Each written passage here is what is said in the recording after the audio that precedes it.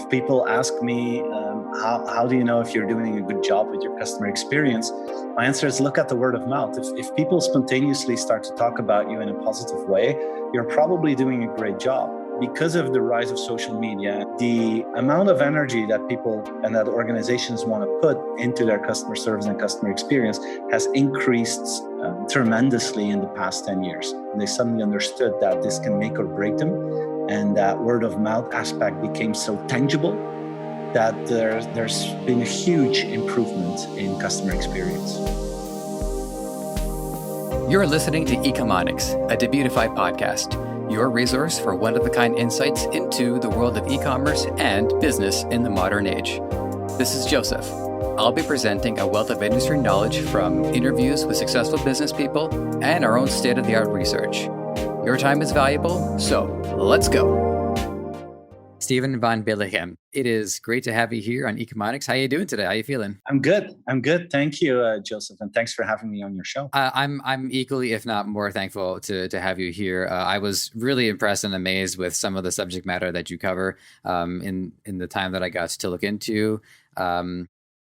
Let's get these things going. I'm really eager to wrap these things up. So, opening question, very important to ask. Tell us, what do you do? What are you up to these days? Well, my passion is to write and publish and speak about the future of customer experience, and that's what I've been doing basically in the past 21 years. Creating and sharing ideas about customer experience on multiple platforms. I've written 5 books about it. I share my content on YouTube. I share it on Instagram. I write articles on my blog.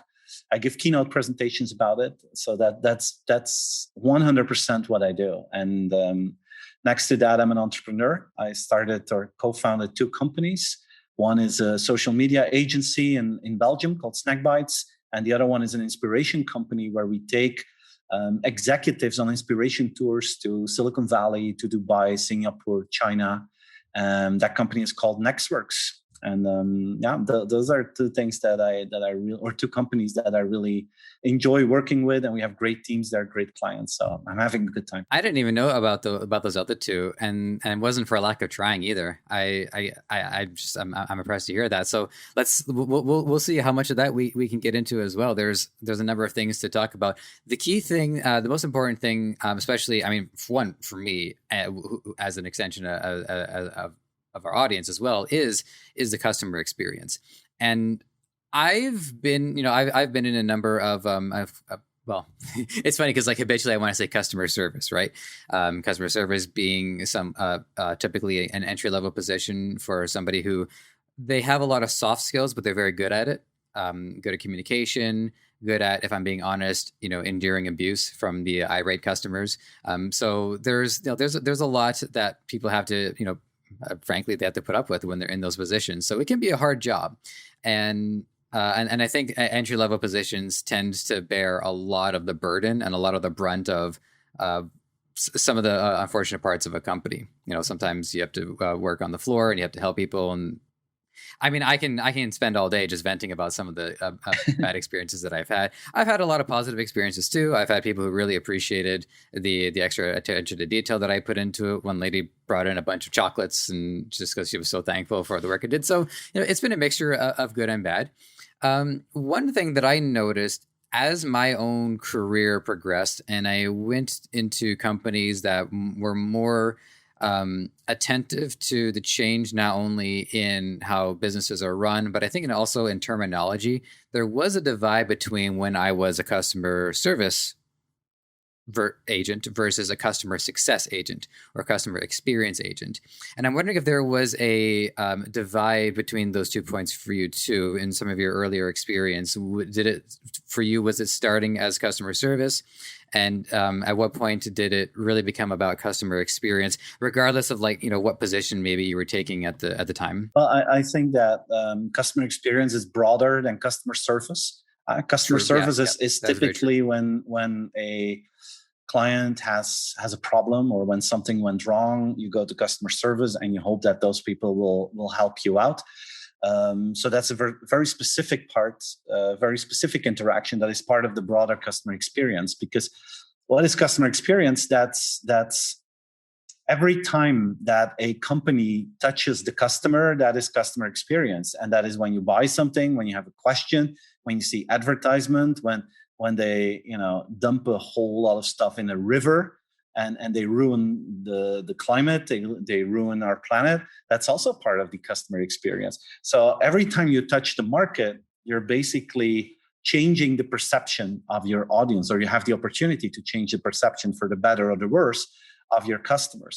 And I think this is at a rise. In many organizations, they used to think customer experience means customer service, and it was like the customer contact center was like the only place where you needed to help and make sure that there was a great experience. Today, most business leaders know that it's much broader than that. But still, there are a number of challenges. I mean, what you just mentioned about customer service employees, the crazy thing is that in most organizations, the people with the lowest wage spend most of time with customers, right? And people that have the highest paycheck, they hardly ever see customers in real life. So there's this huge gap, and that's something that we need to solve. I'm a huge fan of making sure that senior leadership of organizations comes closer to customers and that they feel direct feedback of customers, that it's not just in the form of marketing research, not just in a graph or statistics, but that just one-on-one that they hear the oohs and the ahs directly from a customer, because at that point, the impact and the empathy for customers just increases dramatically. I agree with that. I mean, one thing that stuck out to me, even as I'm discovering my own experiences, is the disproportionality of how much of the customer experience and the brand experience is on me to convey to the customer, whereas the further removed that they are from interacting with customers, or even frankly for employees for that matter, the only thing they really have is to look at whatever data is being accumulated in aggregate, and they have to make decisions on a much larger basis and a much larger scale. And data tells you some things, but data doesn't always tell you the whole story. It doesn't tell you the mood that somebody is in. It doesn't tell you the mood that your own employee is in. It doesn't tell you all these what might seem banal, but they are minute, but they're still important interactions that all funnel upwards into what ends up being a decision, hopefully for the better, but not always. And then there's another element to this too, which I think is an important thread that I'd like to at least establish, is that customer experience, now that you've set the term accurately, isn't just in the company's control. It's also in the control of the customer. It's in control of social media. What an individual does or what citizens do can also affect how people perceive companies. Like the example you gave, if a company dumps toxic waste into a river, it wasn't the company that revealed that. It was a citizen. It was maybe a private investigator. It was maybe someone just doing, a personal journalism. Somebody just happened to be there at the time and they caught it on video. So customer experience is no longer in control of the company. And I'm not sure exactly when that happened, but probably social media was the thing that that pole vaulted the ability for the actual customers, for anybody outside of the company, to control the experience. Yeah, I'm with you. I tend to focus a lot on word of mouth. If people ask me, how do you know if you're doing a good job with your customer experience? My answer is look at the word of mouth. If people spontaneously start to talk about you in a positive way, you're probably doing a great job.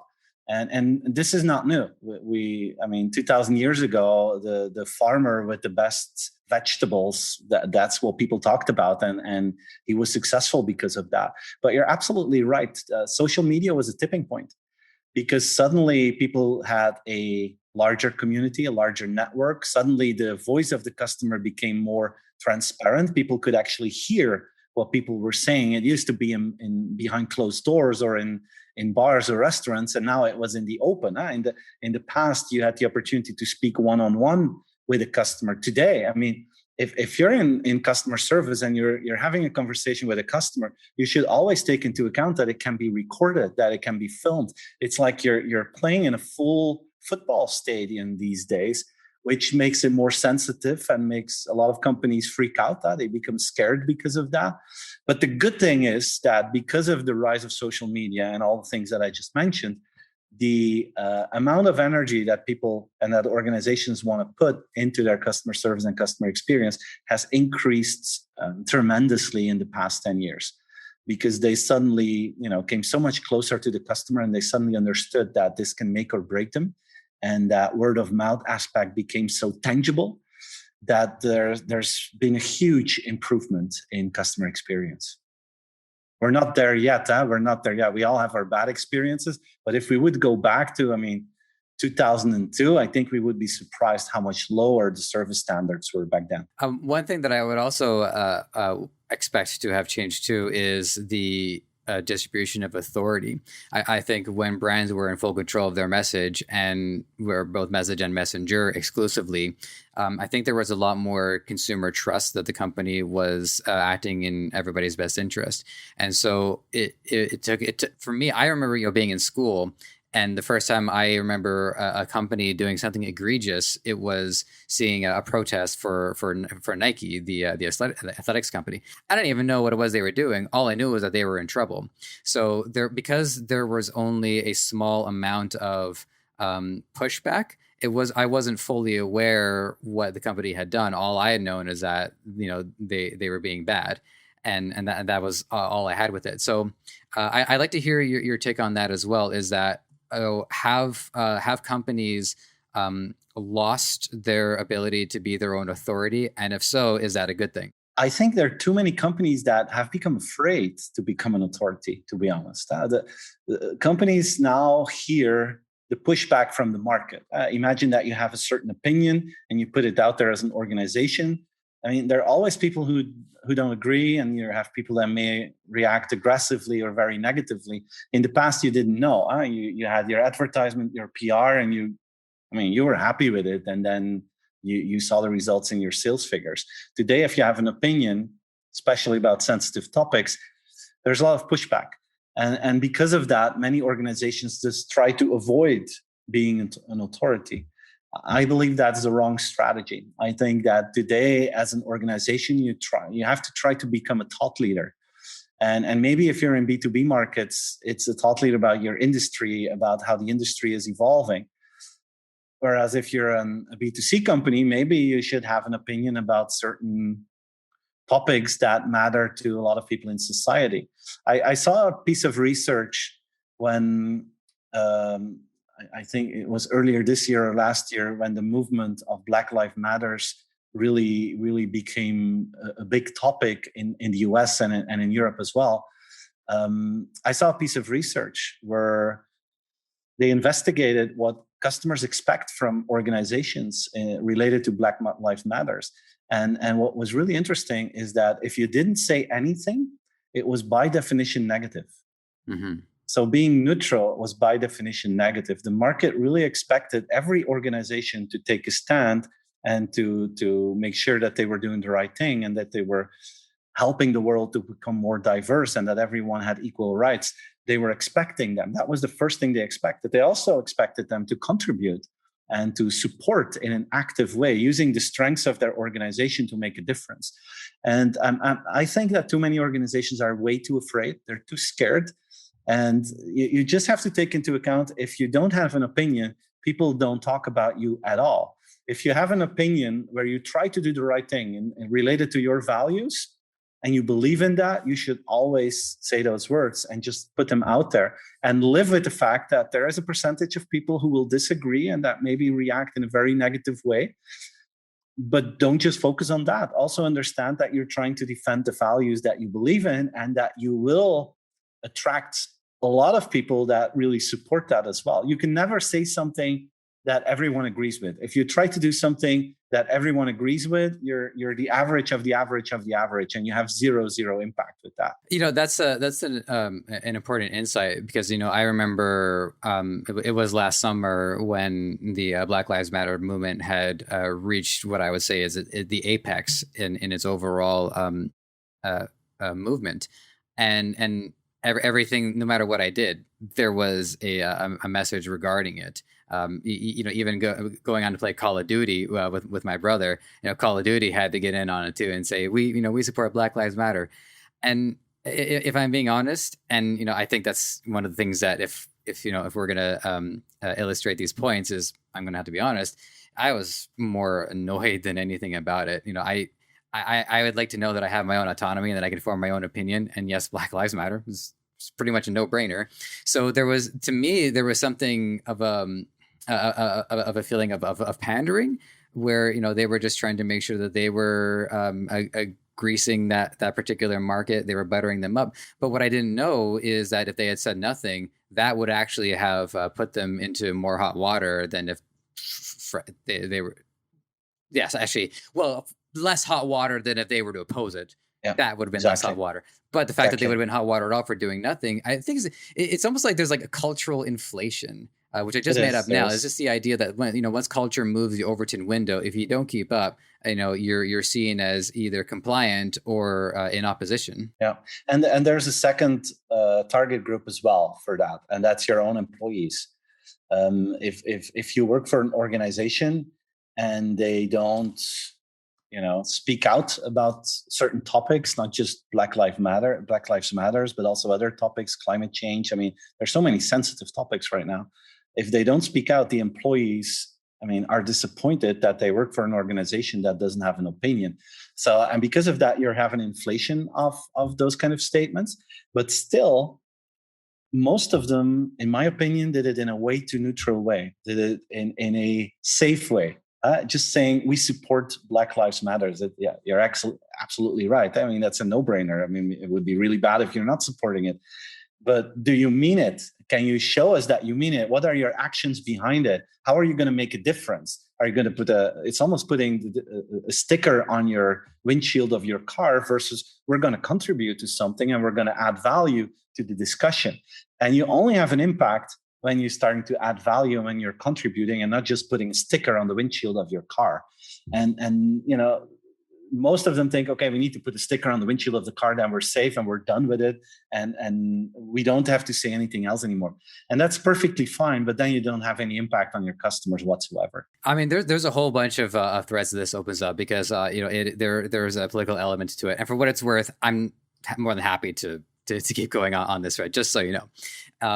Some of it, I think, also has to do with, if you are allowing culture to dictate everything and you're always giving ground to them, what ends up happening is that a company loses their ability to have any autonomy whatsoever.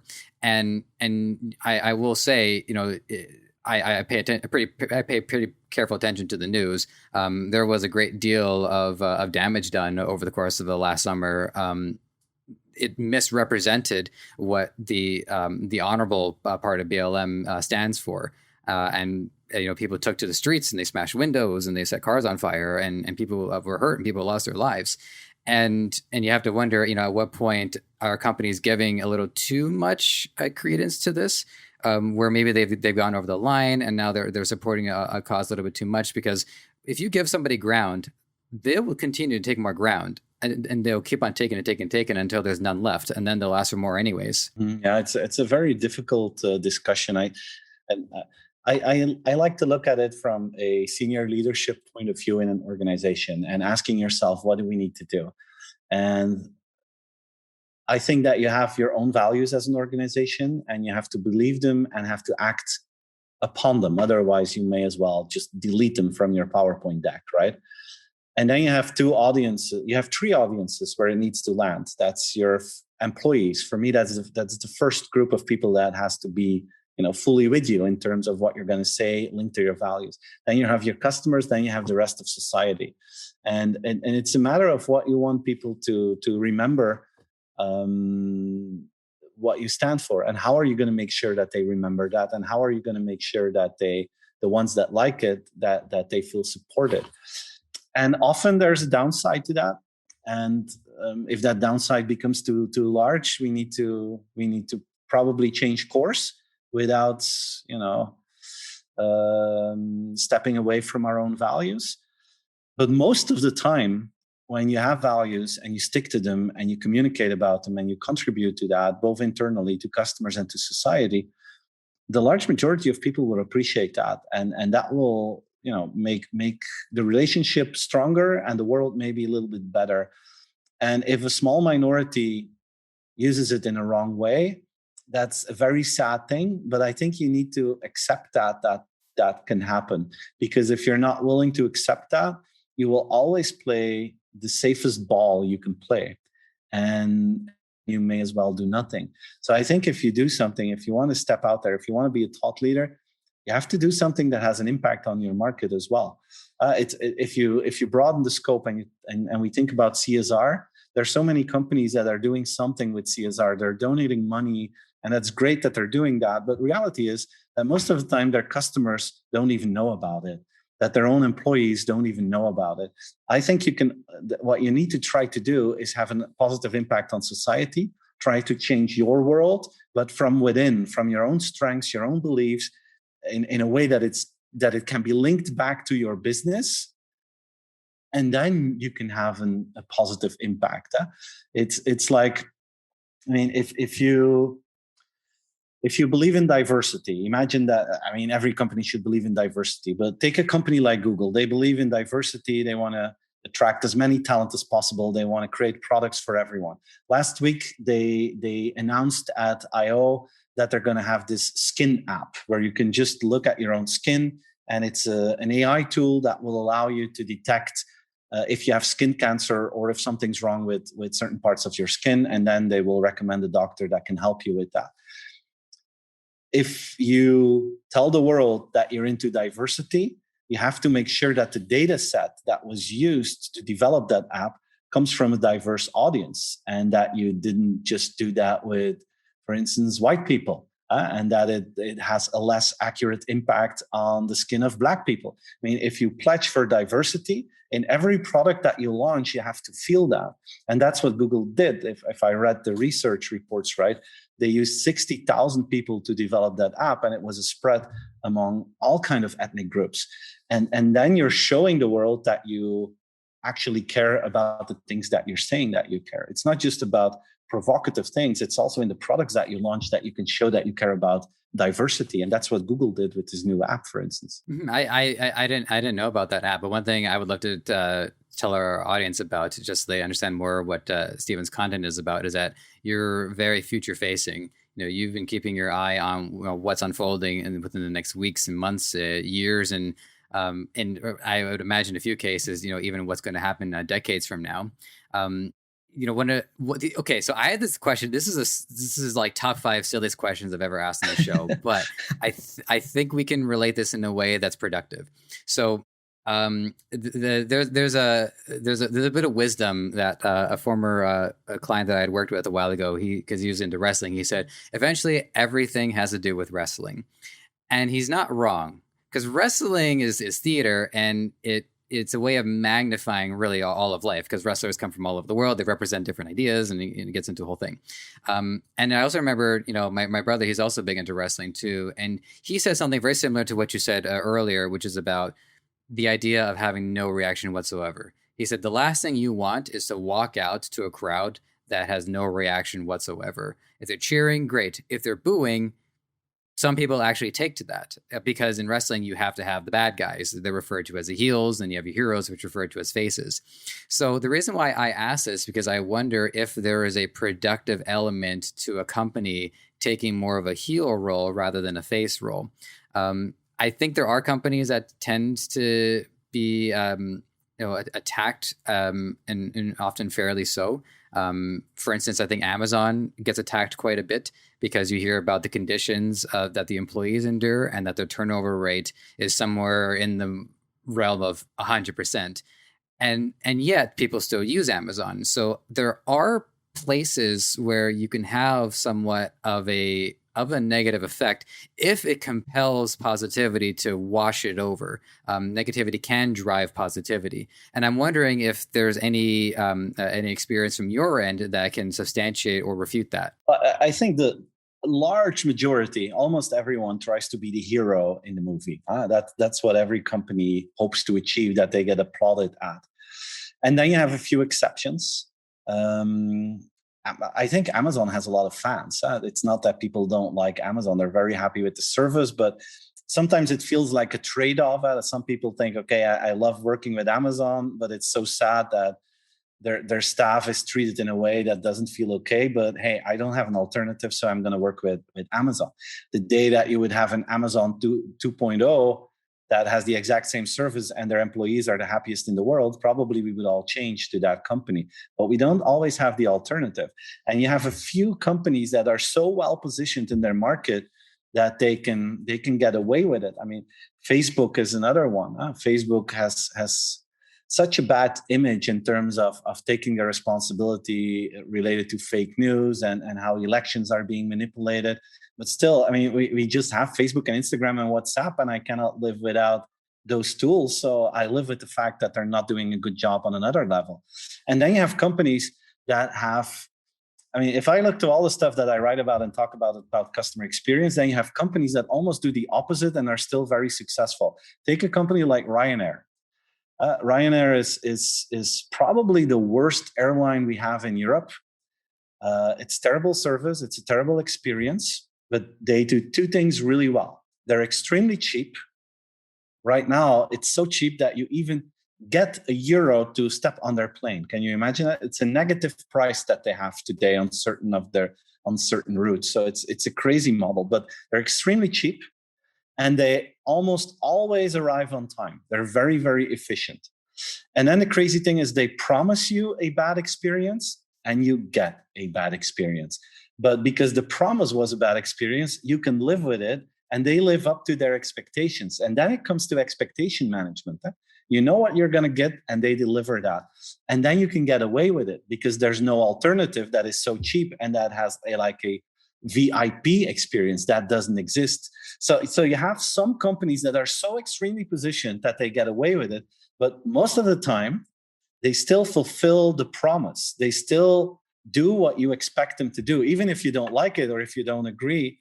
They stick to that promise, and because that at a certain level there's a lot of value being brought to you, you live with the downsides.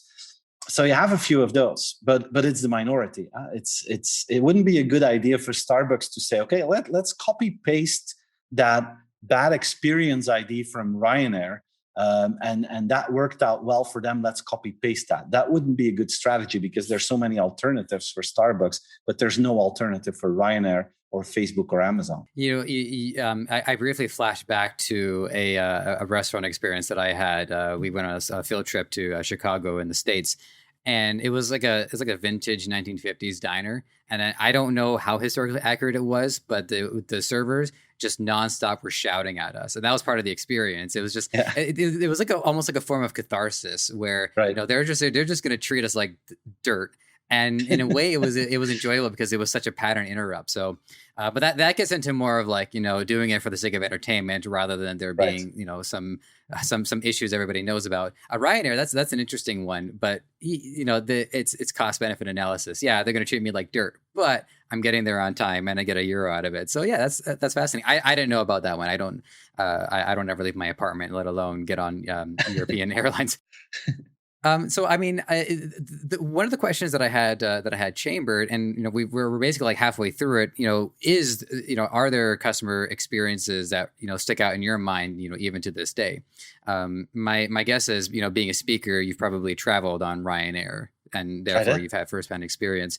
So along those lines, are there any other ones that even on your mind right now are still fresh, positive or negative? Oh, I always try to look for positive experiences. And I just heard this story the other day of an insurance company, and there are not that many insurance companies that that you link to great customer service, but there's this one, and this guy called this insurance company. It's from the Netherlands. It's called Centraal Beheer. It's part of the Achmea group, and he had bad news. He had a friend of the family that passed away unexpectedly, and he wanted to stay in the Netherlands to go to his funeral. But he had booked a trip. So he called his insurance company and said, hey, I have this insurance that in case that I have to cancel a trip, that I'm getting refunded. But usually those kind of insurances are only being applied when it's a close family member, a first line family member that passes away, or when you become really ill yourself. So this insurance company is like, oh, we're very sorry to hear so. And of course, we're gonna reimburse you. And then he said, yeah, but I just want to make sure it's not it's not a relative, it's a friend of our family. And the answer of that insurance person was, in the service center, was, it's not up to us to decide who you can love and who's important to you. And when I heard that, I was like, this is such a wonderful answer. I mean, this guy was in grief. He was extremely sad. And then they give him an answer like that. And I've heard him telling that experience and that story like 20 or 30 times now. And he will never forget that. And it's those kind of small details that often make a huge difference. And I'm always looking for those small details. And sometimes it's a mindset. Like, I think Netflix is a really interesting one to look into.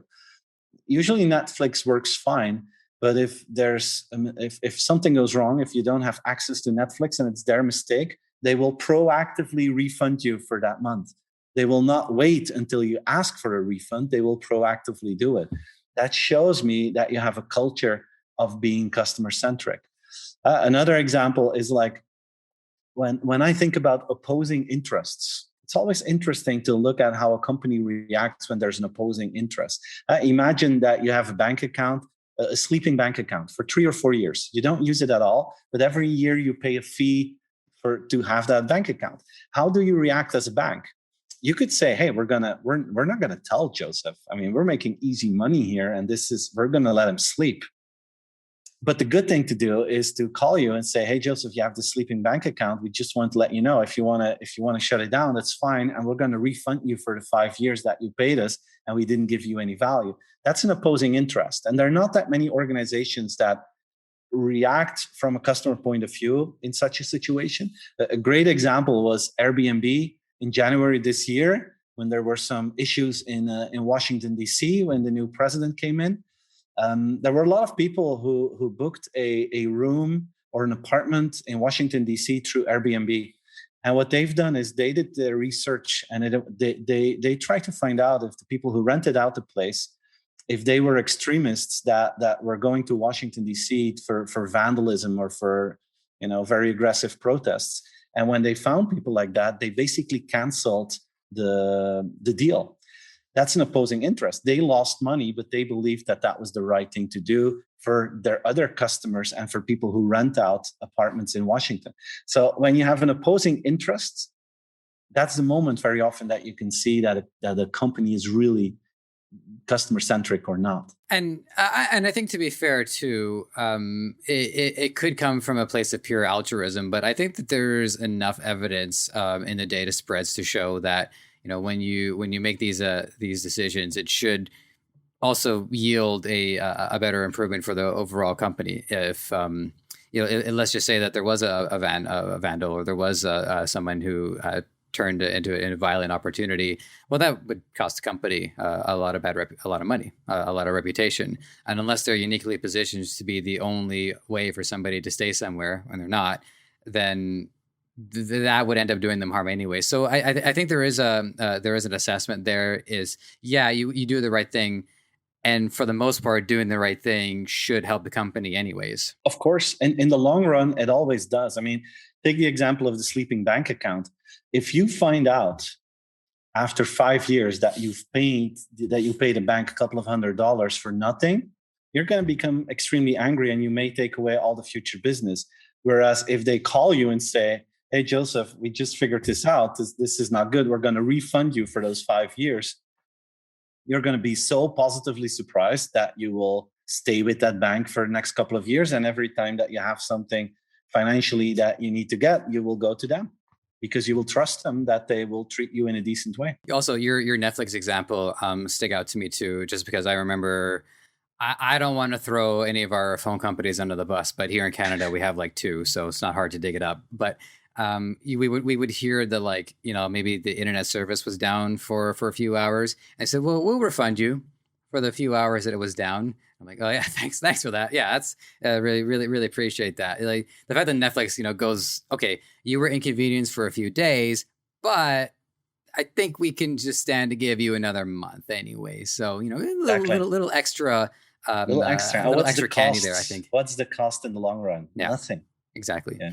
Exactly. All right. So this next question I have, I want to do this one specifically for our dropshipping crowd. Dropshipping is very important to my audience because a lot of us, we want to become brand owners and we want to, really get into it. And for a lot of us, we're fighting a one person battle until we have the means to hire, our first VA.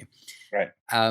So your customer experience trends video on YouTube right now stands currently as your most viewed video. It's pretty clear to see why. There's a lot of important information about what's to come. So I asked my audience to check it out, just so they can see it at full. But for brand owners who are fighting a one-person battle, what customer experience trends should they be looking out for, or what ones can they adopt into their business that would help give them an early edge? I would go for two strategies. First one is be more human than anyone else.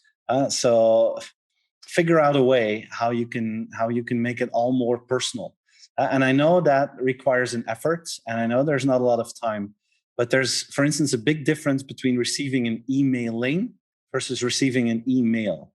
If you send out 1,000 emails, there's a big chance that that maybe 10 people will open them up because they see it's the same for everyone, and it's boring, and you don't like it. You don't like emails, so you delete it. Versus, what if you write 100 personal emails to people who bought stuff on your platform? There's a big chance that 80% of them will look into it because it's a personal mail from the owner of the company that is thanking you to do business with them. And that personalization and making it personal, making it more human, that would be a first strategy that I would use. And the second one is I would try to outwork my competitors and the others in the market in terms of content production. It's something that I personally believe in. I'm a one-man company. That's not really fair to say because my wife is also in my business for my keynote. So it's the two of us, but it's still a small company. But we produce a lot of content together. I have 2 podcasts. I have a weekly video, multiple videos in between. I have every day something on Instagram. I'm sharing stuff on LinkedIn. I have my blog on my own platform. There's a lot of time and effort that goes into that. And in the beginning, you're basically over-investing because there's only a few hundred people that are checking you out, and you think, why am I doing all this work? But after a while, you're building an audience, you're building a community, people start to like it. People find you through the content. They appreciate the work that you do, and you're growing your business. And if you produce more content than others in the industry, and it's valuable content, in the long run, that will be an enormous partner in your business to make a difference. So those are like 2 strategies that I'm a big believer in, and I apply them myself in my work as well. Mm-hmm. And those are both options that can be adopted, even if somebody is just setting their brand up right from the get-go. It's not difficult to fire up the camera and do videos. It's not difficult to write an email, and but I think once I've written one, the format is there. I could probably use it on a few more people as well. But it's sometimes you can be very efficient. A couple of times a year, not always, but sometimes I make content that I really think is cool and I want to share it with a lot of people, like my trends video that scored really well on YouTube. And I sometimes bring out an ebook or something like that. So when I bring a piece of content out that I think is really valuable, I write over a weekend 1,500 emails to my customer base of the last few years. And of course, I have like a part of that mail is the same for all people, but I personalize them. And it's not a mailing. A mailing would take me 1 hour. Those 1,500 emails take me 2 full days. But the impact that I have with them is just huge. I always instantly get business out of it because people appreciate the personal effort. And it's just, most people don't want to do the work, but if you want to do the work, you're going to have an impact with it. I guarantee you that. I'll tell you a brief story too, just to back this up. So this comes from my days when I was in the Toronto comedy scene, and it's always better to wait until I made the guests laugh before I say that. So, but anyways, there a lot of people were trying to put on shows because getting onto the clubs was difficult. There was a lot of a lot of demand, not a lot of supply. So, people were putting on their own shows, and some of them didn't have much turnout. One show that I remember always had a good turnout, And you know why? Because the host of the show was talking to people on Facebook one by one. Sent a personal message to say, "Hey, we're doing the show. Here's some of the people. We would love to have you come out." And it felt very personal, and because it was. Exactly. And if I were to say thanks, by the way, how are things going? And next thing you know, she's having like a bunch of conversations and is strengthening and nourishing her network, as well as expanding it. So I mean, it works in your realm. It works in that realm. It works. I 100% agree with. People appreciate the personal effort, and it's a very simple strategy. It's zero budget. You just need to do the work. I wanted to make sure we put some time into this episodes to let people know about your book. It's The Offer You Can't Refuse. You put out other published material as well. This one's received high praise from Forbes, one of the 10 most read business books of 2020. So congrats to that. What are some of the main discussion points that compel the reader, like some of the main premises that you convey in the book? In The Offer You Can't Refuse, I discuss the future of customer experience. And I try to look what kind of components can you add to your customer relation to eventually reach an offer people can't refuse. And the research showed that there are 4 components that people value today. Let's say the most basic one, the minimum demand, is of course having a good product at a good price with good customer service. That's like the minimum demand. Without that, it's really hard to compete. That's obvious. Then you have digital convenience, which is also becoming a commodity. People expect things to go in a fluent way. We know how things work now, So digital convenience is also becoming part of the new minimum. And then there are 2 additional dimensions where you can differentiate yourself with. The first one is partner in life. Asking yourself how you can positively have an impact on people's lives, where you understand the human behind the customer, where you understand that every human has like a movie of her or his life in their head with things that we hope for, things that we're afraid of, ambitions that we have. And the better you understand that, the better you will be able to become a partner in life of people. And then the last component, the 4th component, is changing your world, using your own strengths to have a benefit, to create a benefit for society.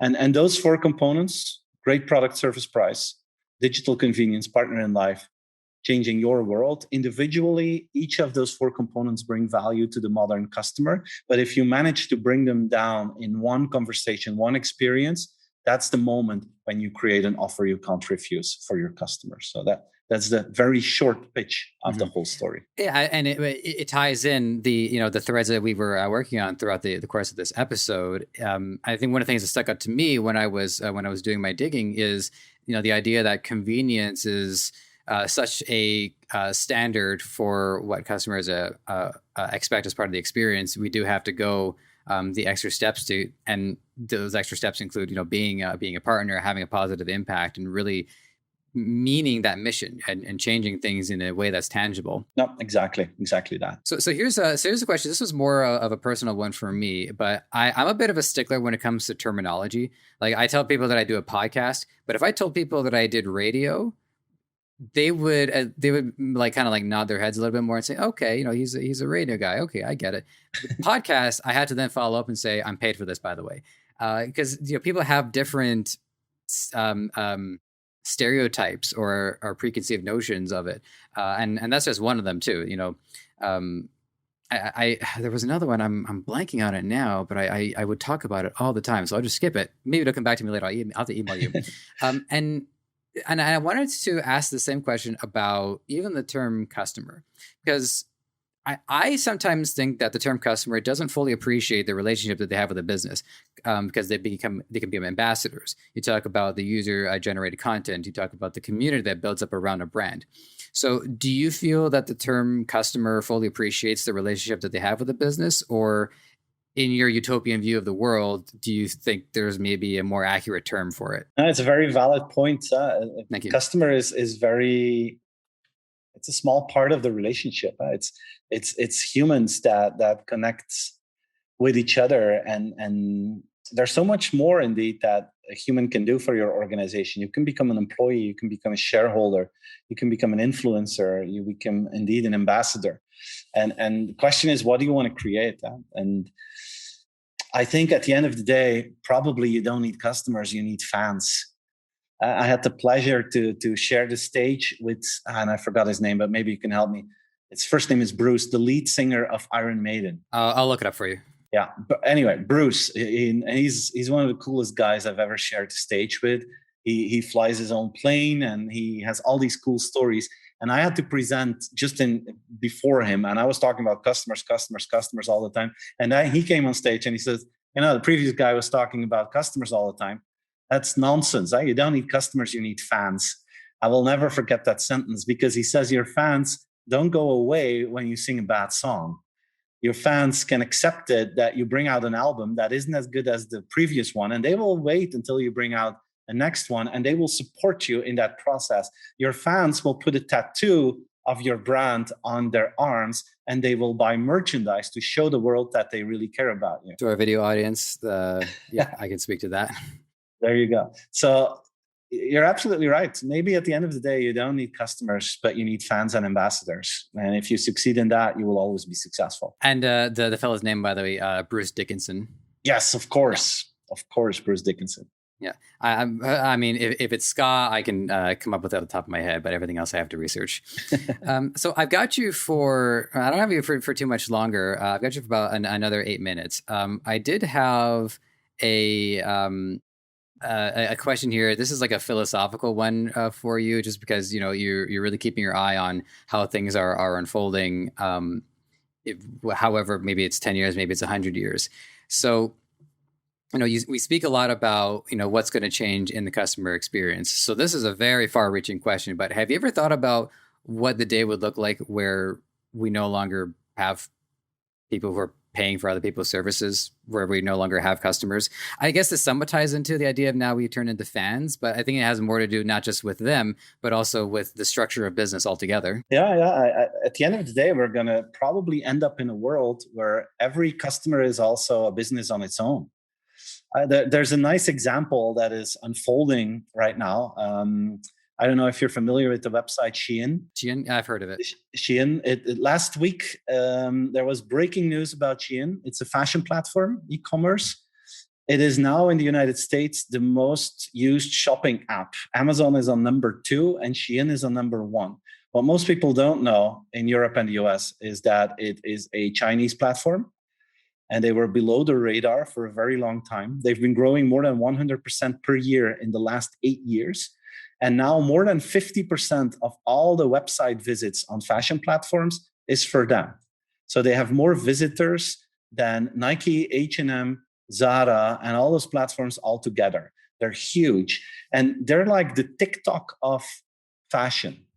What means that they look at the data points. They look at what you find popular, what you like, what you don't like. And then in real time, they will ask to creators out there to create new fashion items that they will design. Sometimes they even make only 10 pieces of it to see if it works or doesn't work. But the production is not being done by professional fashion people. It's done by individuals like you and me. It's done by creators. So they have millions of creators that are making fashion for them. And because of that, the amount of money that you need to invest to create a new fashion item is so much lower. And the fact that they sell it directly to the end user and that they don't have the fixed retail in between makes that they can sell it at very, very cheap prices and still make money because of that. But this is a new system. This is a new world where the customer is also the creator, and where it's more a community of people doing stuff together. And Shein is almost like the platform that's facilitating that. So the question is, who's the customer of who? I mean, who am I buying from? It's totally unclear, and it's a complete new way of working.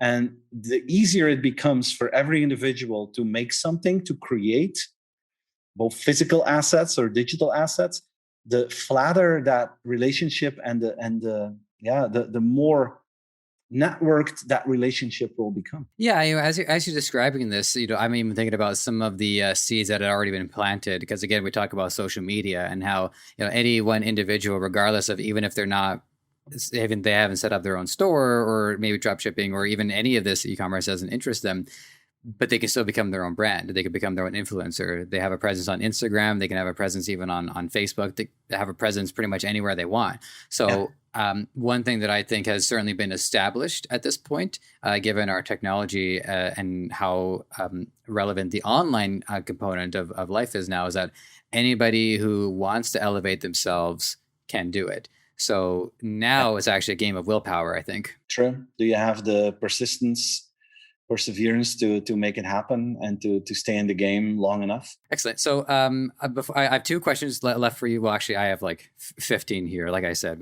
these things, they just kind of like go off, and I prefer to do that anyways. So I'll give you my wrap-up question in a moment. But first, this is going to be a really fast one. What's one technology that excites you and one that frightens you? And I'll tell you mine just to give you a chance to stew. So what excites me are NFTs. Because it gives digital content creators an ability to individualize digital media where before it would not have any individual quantifiable value. What frightens me is virtual reality. The idea that it turns into Ready Player One and everybody is just putting on the headsets and stop living. So that scares the daylights out of me. But I'd like to hear your take. I cannot wait to have a virtual assistant that really works well. I'm really waiting for the iPhone after the BlackBerry moment for virtual assistants. I think that would make my life a lot easier. And I'm really scared about deepfakes. I think we're going to have a lot of trouble with that in the next couple of years. Okay, yeah, that's bad. That's highly bad. That's why a part of me just wants to start writing really inappropriate things on Twitter just to kind of like get ahead of it. You can't blackmail me. I'm blackmailing myself. There's some things in my draft folder that I just, anyways. So with that, we're going to get you on out of here. So our final wrap-up question, if there's any final bits of advice or like a Chinese proverb you really like, you're welcome to share it. And then let our audience know how they can look into what you do. And I highly recommend they do. All right. Well, thanks for that. People can, Pleasure. Or a recommendation is what I need to give. Don't listen too much to feedback of people that are too negative. I think you need to surround yourself with people who can be as excited about things as yourself. That makes life a lot easier, that you don't have to waste any energy in convincing people all the time. So I think that's a crucial one when you think about building a team. And then where they can find me, basically on all social networks. My YouTube channel is youtube.com/my name, Steven Van Belleghem. Then I share a lot on Instagram. That's just my full name, @Steven Van Belleghem. I have a podcast that they can check out. And my website is myname.com. I have a blog there with many articles about the future of customer experience. All right. Everywhere. Fantastic. Well, that's everything that we've got for today. So as always, to my audience, it is a joy and a pleasure to be able to do this show so that I can learn all this information and I can meet these people and I can convey that information to all of you. So thank you all for your time and your engagement. And please give our guests some of that attention as well. It means a lot to have their time, and I hope all of you will do your part. And so with that, take care, and we will check in soon. I really had to learn that it's healthy. It's not a negative. And I think we put a negative. Hey, this is Joseph from Ecomonics. Just wanted to thank you for being here and for giving this content your time and attention. I hope you learned something. I can say with certainty, I have learned something with every episode that I have done, and I don't see that changing anytime soon. There's a couple things you can do to help us out. If you want to check out the audio content, we are available on all major podcast platform distributors. And while you're there, give us a 5-star review. It helps a lot.